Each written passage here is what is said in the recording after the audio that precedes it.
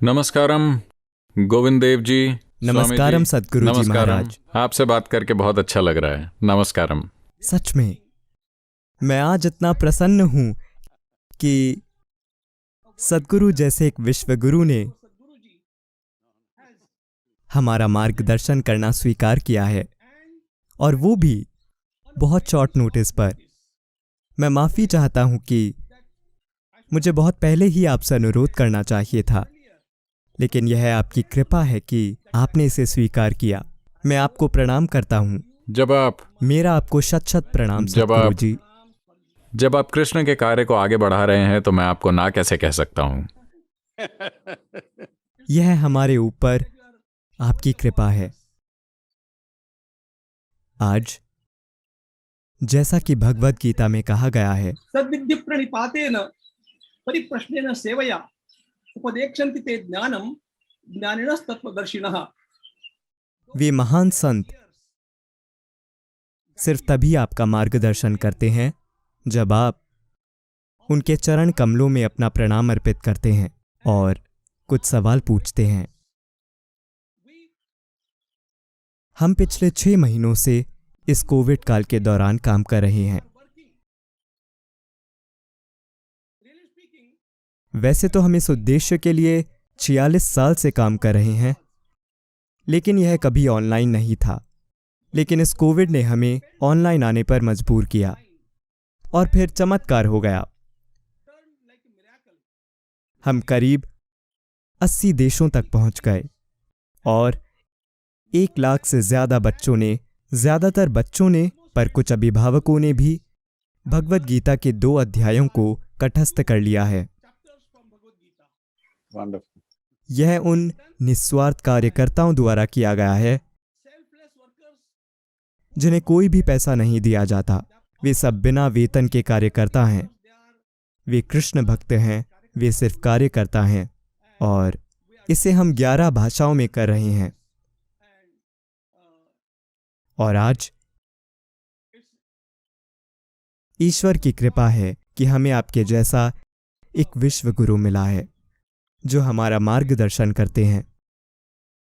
शुरुआत में मैं एक चीज पूछना चाहता हूं।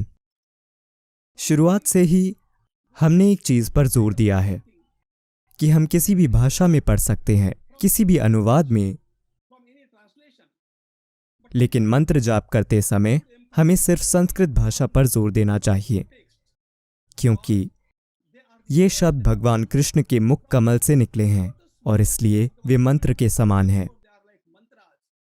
और इसलिए गीता की सारी शिक्षा संस्कृत भाषा के माध्यम से ही दी जाती है। जहां तक मंत्रों की व्याख्या का सवाल है, हम सभी भाषाओं का प्रयोग करते हैं। मैं हाथ जोड़कर यह सवाल पूछ रहा हूं, क्या हम सही हैं जब हम गीता के मूल संस्कृत श्लोकों पर जोर देते हैं? Original Gita text. कृपया आप इस बात को स्पष्ट कीजिए। आपका स्पष्टीकरण हमारे लिए बहुत बड़ा मार्गदर्शन होगा। देखिए, ऐसे समय में जैसा कि आपने कहा कि महामारी फैली हुई है और कई देशों में दूसरी लहर, तीसरी लहर आ रही है, और यूएन एजेंसीज मानसिक रोग महामारी, आत्महत्या की महामारी की भविष्यवाणी कर रही हैं। बड़ी तादाद में लोग आत्महत्या कर रहे हैं। उदाहरण के लिए, वर्ष 2020 में जापान में आत्महत्या करने वाले लोगों की संख्या कोविड संक्रमण से मरने वाले लोगों से ज्यादा थी। तो जब इंसान अपने भीतर इस तरह के संघर्ष से गुजर रहे हों, तो हमारे आसपास एक चुनौती भरे हालात होते हैं। लेकिन जब वो अपने भीतर इस तरह के संघर्ष से गुजर रहे हों, तो मेरी विनम्र राय है, मुझे नहीं लगता कि हमें गीता की शक्ति और ज्ञान को लोगों तक पहुंचने से सिर्फ अपनी भाषाओं से प्यार के कारण सीमित करना चाहिए। हमें अपनी भाषा से बहुत प्यार हो सकता है, और संस्कृत भाषा के उच्चारण के पीछे एक विज्ञान है, इसमें कोई संदेह नहीं है। लेकिन मुझे लगता है पहले गीता की समझ, ज्ञान और जानकारी का लोगों तक पहुंचना जरूरी है। मंत्रोच्चारण क्योंकि जप का अर्थ है सांस्कृतिक रूप से लोगों को हमारी जीवन शैली में बदलना। मुझे नहीं लगता कि हमें उसे थोपना चाहिए। जो लोग इच्छुक हैं हमें उनको निश्चित रूप से प्रोत्साहित करना चाहिए, लेकिन हमें उसे अनिवार्य नहीं बनाना चाहिए, क्योंकि ये बहुत बहुत महत्वपूर्ण है कि ये ज्ञान फैले। मैं ये इसलिए कह रहा हूं कि देखिए, दुनिया में कई तरह की विश्वास प्रणालियां और फिलॉसफी हैं, लेकिन मेरी राय में मैं साफ साफ ये देखता हूं कि लोगों की अगली पीढ़ी के लिए भारत में चीजों को देखने का हमारा नजरिया ये है कि हम ईश्वर को अपने लिए एक शक्ति के रूप में देखते हैं, ताकि हम खुद को ऊंचा उठा सकें और अपने चरम पर कार्य कर सकें। कृष्ण की शिक्षा का सबसे महत्वपूर्ण पहलू है, मैं खुद संस्कृत पढ़ या बोल नहीं सकता, मैं एक अज्ञानी व्यक्ति हूं। आप लोगों के सामने आप सभी विद्वान हैं, तो मैं इससे सीमित रह जाऊंगा। तो मेरी राय में मेरे लिए गीता का सबसे अहम पहलू है विश्व रूप दर्शन, जो कृष्ण ने अर्जुन को कराया। उन्होंने जो भी कहा उसमें जितना भी ज्ञान था, उसके बावजूद अर्जुन सवाल पूछते ही रहे थे, क्योंकि ये मानव मन की प्रकृति है। वो और शंकाएं रखता रहेगा और कहीं ना कहीं ज्यादा से ज्यादा कमियां ढूंढता रहेगा। लेकिन जैसे ही उन्होंने दिखाया कि वो कौन है, अपनी समावेशी प्रकृति के संदर्भ में किस तरह पूरा अस्तित्व उनका एक हिस्सा है, और उन्होंने ये इसलिए दिखाया क्योंकि वो अर्जुन और दुनिया में हर किसी को ये बताना चाहते हैं कि आपकी प्रकृति भी यही है। अगर आप इच्छुक हैं, अगर आप अपने अस्तित्व के आयाम को खोलते हैं, तो आप हर चीज को स्वयं के रूप में अनुभव कर सकते हैं। मेरे लिए सिर्फ यही चीज मेरे मार्गदर्शन का स्रोत रही है कि आखिरकार योग शब्द का अर्थ होता है जुड़ना। मेरे लिए योग की चरम अभिव्यक्ति हैं कृष्ण, क्योंकि उन्होंने उसे दर्शाया। पूरी शिक्षा का सबसे महत्वपूर्ण पहलू यह है कि वो अर्जुन को दिखा पाए कि सारा ब्रह्मांड, चाहे वो पौधे हों, पशु, ये वो ग्रह, सब कुछ मेरा एक हिस्सा है, क्योंकि यही मानव चेतना की प्रकृति है। मानव चेतना का ऊपर उठना या मानव चेतना का उत्थान बहुत बहुत महत्वपूर्ण है, क्योंकि नैतिकता, नैतिक मूल्य, सदाचार, ये सब हमारे साथ तभी होते हैं जब चीजें सही चल रही हों। जब संकट होता है या जब मृत्यु हमारे सामने लटकी होती है, तो सिर्फ एक ही चीज जो हमें उससे परे ले जाती है, वो वाकई मानव चेतना है, जो सर्व समावेशी है, और कृष्ण मेरे लिए उसी के प्रतीक हैं।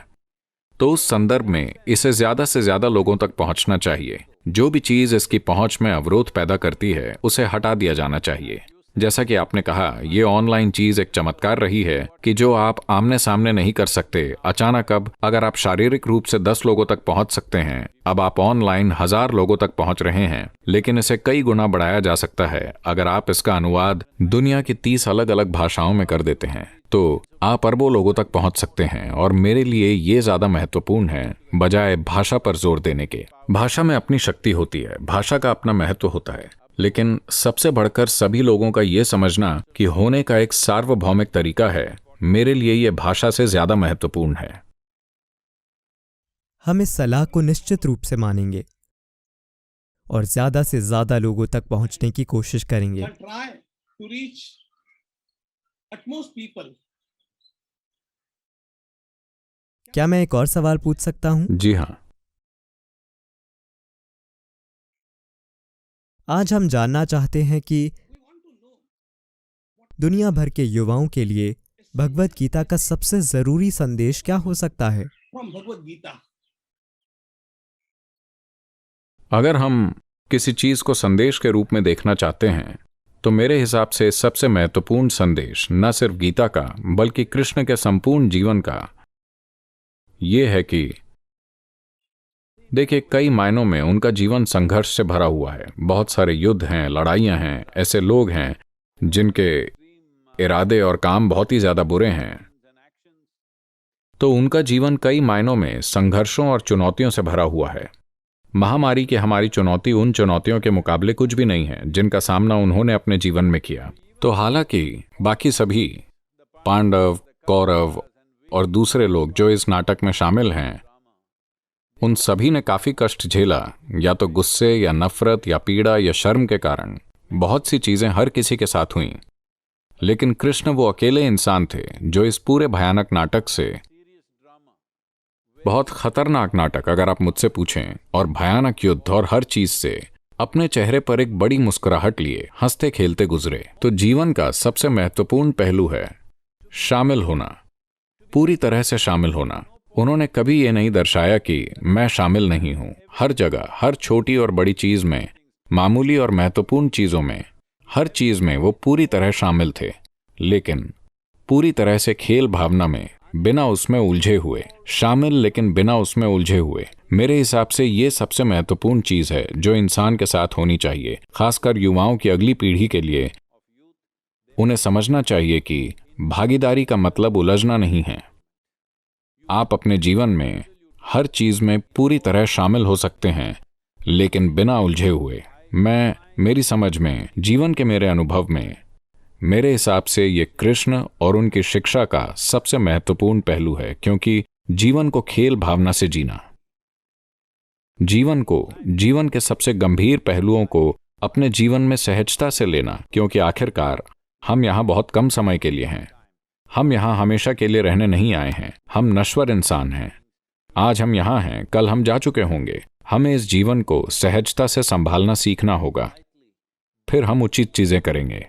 जैसे ही हम हर चीज को लेकर गंभीर हो जाते हैं, फिर हम बीमार बन जाते हैं। देखिए, कम से कम भारत में जिस तरह हम अंग्रेजी बोलते हैं, अगर कोई कहता है मेरी दादी सीरियस हैं, तो हम समझते हैं कि वो मर रही हैं। तो अगर लोग गंभीर हो गए हैं तो उन्हें समझना चाहिए कि वो जीवन से मौत की तरफ बढ़ रहे हैं।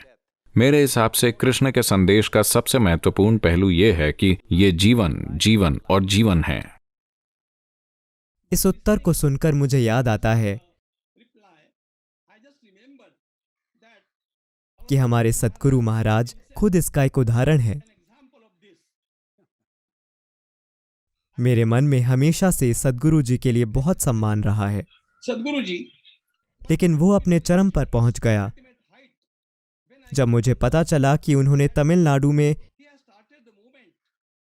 हिंदू मंदिरों को मुक्त करने के लिए आंदोलन शुरू किया है। आज वे पूरे आंदोलन में शामिल हैं। हम आपको भरोसा दिलाते हैं कि हम सब आपके साथ हैं और हम पूरे भारत के लिए यह आंदोलन शुरू करने का फैसला करते हैं। लेकिन इस समय मुझे यह याद आता है कि सद्गुरु जी इस आंदोलन में शामिल हैं, लेकिन इसमें उलझे हुए नहीं हैं, और इसलिए वे हमारे लिए, हमारे सामने एक मिसाल कायम कर रहे हैं कि जीवन को कैसे जीना है। यह दुनिया भर के युवाओं के लिए एक महत्वपूर्ण संदेश है। ये एक बहुत महत्वपूर्ण चीज है, क्योंकि देखिए, इस देश का बुनियादी ढांचा जिसने हिंदू जीवन शैली को जीवित रखा है, क्योंकि हिंदू जीवन शैली कहीं किसी एक प्रमुख व्यक्ति के द्वारा नहीं चलाई जा रही है। कोई एक विश्वास प्रणाली नहीं है, कोई एकमात्र किताब नहीं है, कोई एकमात्र सिद्धांत नहीं है। हर चीज को सुना जाता है और हर चीज को महत्व और सम्मान दिया जाता है। बहुत सी आध्यात्मिक प्रक्रियाएं हैं, उन सभी का सम्मान किया जाता है। कर्म, ज्ञान, क्रिया, भक्ति, सब कुछ एक ही मंच पर। हम एक को दूसरे से श्रेष्ठ बताकर उन्हें अलग नहीं कर रहे हैं, लेकिन अलग अलग समय पर अलग अलग चीजें मानव विकास में महत्वपूर्ण हो सकती हैं। इतिहास और समय के अलग अलग दौर में कुछ चीजें दूसरी से ज्यादा अहम हो जाती हैं, ये एक अलग बात है। लेकिन हमने कभी नहीं सोचा कि ये मार्ग उस मार्ग से ज्यादा श्रेष्ठ है, वो मार्ग इस मार्ग से ज्यादा श्रेष्ठ है। तो इस संदर्भ में मंदिर प्रणाली एक मुख्य संरचना थी, जहां कोई कभी प्रार्थना नहीं करवाता था या शिक्षा नहीं देता था, बल्कि लोग वहां उस ऊर्जा को आत्मसात करने जाते थे। हम मंदिर पूजा करने नहीं, बल्कि दर्शन करने जाते हैं। हम देखना चाहते हैं और उस दिव्य छवि को अपने दिल में उतार कर बाहर आना चाहते हैं। हम वहां पूजा करने नहीं जा रहे, हम वहां भगवान के सामने अर्जी डालने नहीं जा रहे। उन्हें हमसे बात करना जरूरी नहीं है, वो मौन है, लेकिन हम उनकी छवि को अपने दिल में उतारना चाहते हैं। हिंदू मंदिर की यही प्रकृति है, लेकिन इसे एक जीवंत छवि बनाए रखने, मूर्ति को जीवंत रखने के लिए कई सारी प्रक्रियाएं हैं। जब ये प्रक्रियाएं ऐसे लोगों द्वारा की जाती हैं जो उसमें शामिल नहीं हैं, जो सिर्फ सरकारी कर्मचारी हैं, तो ये प्रक्रियाएं मर रही हैं। जैसा कि सरकार ने स्वीकार किया है कि 12,000 से ज्यादा मंदिरों में कोई पूजा नहीं हो रही है, यहां तक कि एक भी पूजा नहीं हो रही है। 37,000 मंदिरों की आय 10,000 रुपये सालाना से भी कम है और 34,000 मंदिरों में सिर्फ एक ही आदमी मंदिर में पूजा करता है, वही उसका रख रखाव सुरक्षा सब करता है, सिर्फ एक आदमी, और उसे 1,500 रुपये दिए जाते हैं, 30 रुपये रोजाना, ऐसा ही कुछ। तो जब ऐसी स्थिति है, मुझे लगता है कि भक्तों को इसका भार संभालना चाहिए, लेकिन इसके लिए हर किसी को साथ आना होगा। मैं कह रहा हूं कि मुझे काफी बुरा भला सुनने को मिल रहा है और वो मेरी माँ तक को नहीं छोड़ रहे। वो हर चीज को बुरा भला कह रहे हैं और दुर्भाग्य से मैं देखता हूं कि बहुत से परम भक्तों, सच्चे भक्तों को भी कुछ निहित स्वार्थों द्वारा गुमराह किया जा रहा है और ढेर सारी प्रतिक्रियाएं हुई हैं। ये बहुत महत्वपूर्ण है कि हम एकजुट होकर सामने आए, एक दूसरे के खिलाफ नहीं, क्योंकि अतीत में हमें इसकी भारी कीमत चुकानी पड़ी है।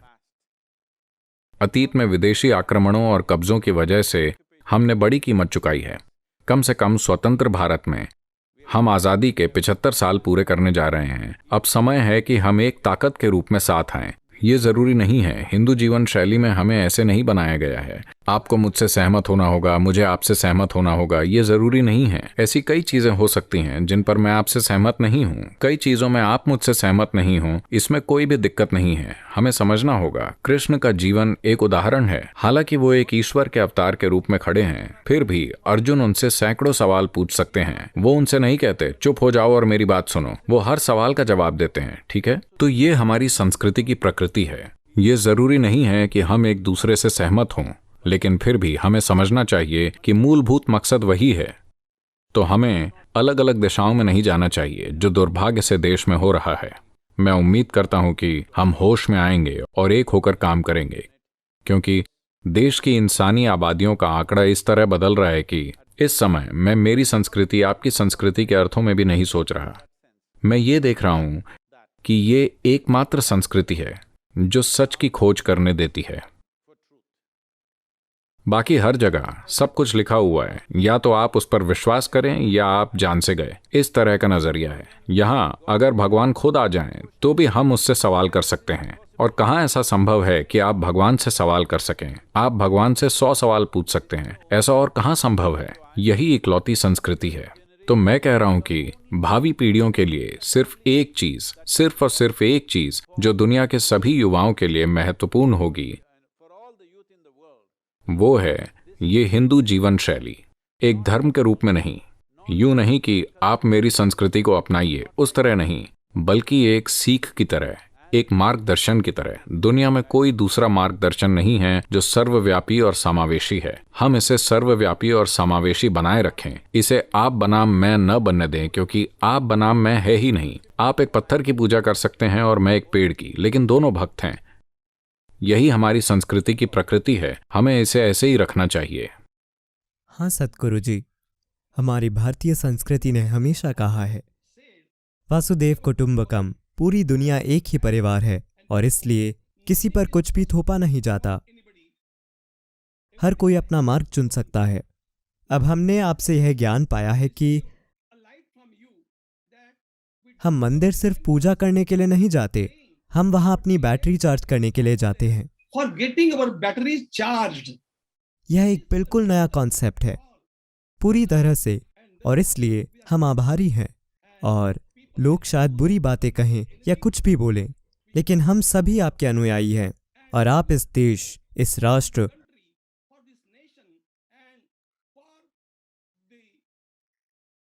और पूरी मानवता के लिए जो कर रहे हैं वह आज बहुत जरूरी है, और हम निश्चित रूप से आपके पद चिन्हों पर चलने की कोशिश करेंगे।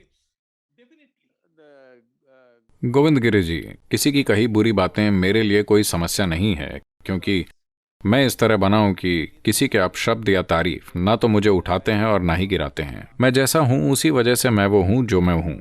वो कोई मुद्दा नहीं है, लेकिन समस्या ये है कि अभी दुनिया में इसकी बहुत ज्यादा जरूरत है। जैसे कि आप 1 लाख लोगों के लिए ऑनलाइन गीता का ज्ञान फैला रहे हैं। 1 लाख लोग काफी नहीं है, 1 अरब लोग, 5 अरब लोग होने चाहिए। अगर ऐसा होना है तो ये महत्वपूर्ण है कि हम एक दूसरे के खिलाफ ना हो जाएं।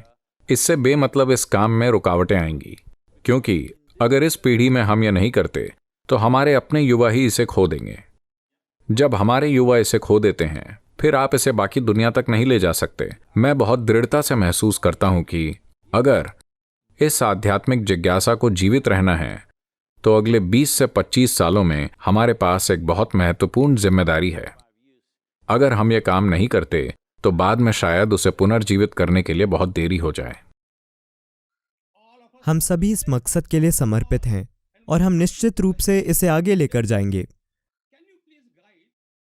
क्या आप बता सकते हैं कि महामारी के इन दिनों में भगवत गीता कैसे सभी लोगों के लिए उपयोगी हो सकती है? देखिए, मैं गीता का विशेषज्ञ नहीं हूं जैसे आप हैं स्वामी जी, लेकिन मेरी समझ में आप जो कुछ भी बोल रहे हैं वह गीता ही है। मेरा जीव मेरे अंदर यही गाता है। दुर्भाग्य से मैंने इसमें समय नहीं बिताया क्योंकि मैंने पश्चिमी शिक्षा पाई। मैंने किसी भी रूप में धर्म ग्रंथों का अध्ययन नहीं किया, लेकिन मेरी समझ में मैं ये देखता हूं कि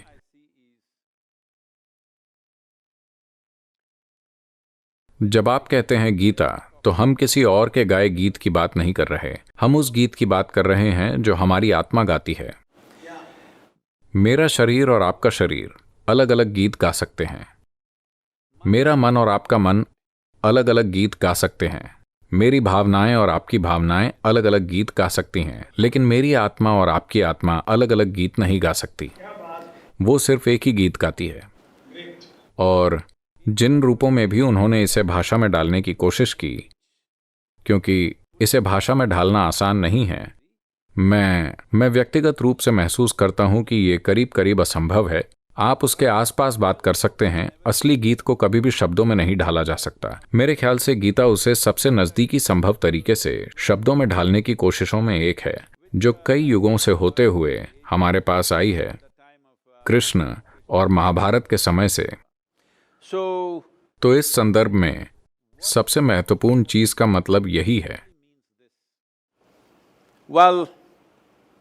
कृष्ण मेरे लिए योग की एक अभिव्यक्ति हैं, क्योंकि केवल तभी आप उस वक्त भी खेल भावना से जी सकते हैं जब जीवन और मौत की स्थिति हो। न सिर्फ आपके लिए बल्कि हर किसी के लिए जो आपको प्यारा है, उनके लिए जीवन और मौत की स्थिति हो, आप फिर भी उसे खेल भावना से लेते हैं। ऐसा तभी संभव है जब आप योग में पूरी तरह स्थापित हो चुके हैं। अगर आप योग में पूरी तरह स्थापित नहीं हुए हैं तो जीवन के हालात आपको निचोड़ लेंगे, जीवन के हालात आपको कुचल देंगे। जीवन की परिस्थितियां अलग अलग हालातों में आपको अलग अलग तरह का इंसान बना देंगी, चाहे जीवन हो या मृत्यु। फिर भी आप सहज हैं और खेल भावना में हैं। ऐसा तभी संभव है जब आप योग में गहरे रमे हुए हैं। जहां तक मेरा सवाल है, लोग कृष्ण को कई रूपों में देख सकते हैं। मेरे अनुभव में वो एक सर्वश्रेष्ठ योगी हैं। मैं उन्हें ऐसे देखता हूं। भगवत गीता में भी यत्र योगेश्वर कृष्ण, वे न सिर्फ एक योगी हैं बल्कि वे योगेश्वर हैं। वे योग के सर्वश्रेष्ठ रूप हैं। और जिस तरह आप लोगों का मार्गदर्शन कर रहे हैं, मैं जब सद्गुरु जी कोयम्बटूर में नहीं थे, मैं आश्रम आया था। अच्छा, मुझे माफ कीजिए, मुझे पता नहीं था। मुझे माफ कीजिए, मैं वहां नहीं था। और मैंने आपको यह बताया था जब हम ओमकारेश्वर में मिले थे। लेकिन मैं यह कह रहा हूं कि हर कहीं आश्रम के कोने कोने में हमने देखा कि आपने हमारी भारतीय दृष्टि, हमारी भारतीय संस्कृति को पूरी तरह सुरक्षित रखने की कोशिश की है। यह बहुत बड़ी चुनौती है। और जो ज्ञान युगों से यहाँ तक आया है, उसे न सिर्फ बौद्धिक रूप से प्रदान किया गया है, बल्कि लोगों को, बच्चों को वह माहौल दिया गया है ताकि उन्हें उस तरह से तैयार किया जा सके। हम भी यही करने की कोशिश कर रहे हैं सद्गुरु जी, और इसलिए हमें मार्गदर्शन की जरूरत होगी हमारे इन छोटे मोटे कामों के लिए। एक बार नहीं बल्कि कई बार। आज हम आपके बहुत बहुत आभारी हैं कि आपने हमें इतना समय दिया और हम पर अपनी कृपा बरसाई। लेकिन अब भी हम प्यासे हैं। हम फिर से थोड़ा समय देने की विनती करेंगे। आपका बहुत समय नहीं लेंगे, लेकिन आपका आशीर्वाद हमें चाहिए। चाहे आप कुछ मिनटों के लिए ही बोलें, वो हमारे लिए सालों तक प्रेरणादायी होगा। और इसलिए आपके श्री चरणों में साष्टांग प्रणाम करता हूं। मैं फिर से आभार व्यक्त करता हूं। प्रणाम, प्रणाम और प्रणाम। आपको नमस्कारम स्वामी जी। आप दुनिया में जो काम कर रहे हैं वो बहुत महत्वपूर्ण है और हम आपके लिए जितना संभव हो सके उपलब्ध रहेंगे। जितना बेहतर हम आपके लिए कर सकते हैं हम उतना आपके लिए करेंगे। नमस्कारम और बहुत बहुत धन्यवाद। नमस्कारम।